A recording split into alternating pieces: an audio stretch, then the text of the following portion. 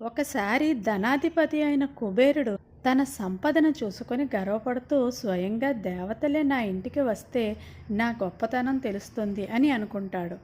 అందుకే శివపార్వతులను విందుకు పిలుస్తాడు. కానీ పార్వతీదేవి నవ్వుతూ ఇలా అంటుంది, నా కుమారుడైన గణేశుడు వస్తే విందు మొదలు పెడదాము అని చెబుతుంది. కుబేరుడు ఆ మాటలను తేలిగ్గా తీసుకున్నాడు. ఒక చిన్న పిల్లాడే కదా అని అనుకున్నాడు. విందు మొదలైంది. గణేశుడు పెట్టిన వంటకాలన్నీ ఒక్కొక్కటిగా తింటూనే ఉన్నాడు. అన్నీ అయిపోయాయి. ఇంకా ఆకలి అన్నాడు.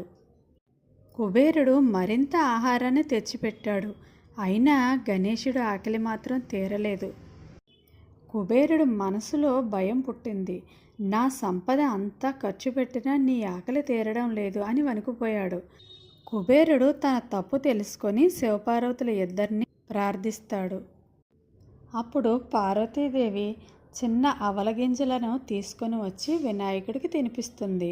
గణేశుడు అది తినగానే అమ్మ ఇప్పుడు తృప్తిగా ఉంది అని అంటాడు.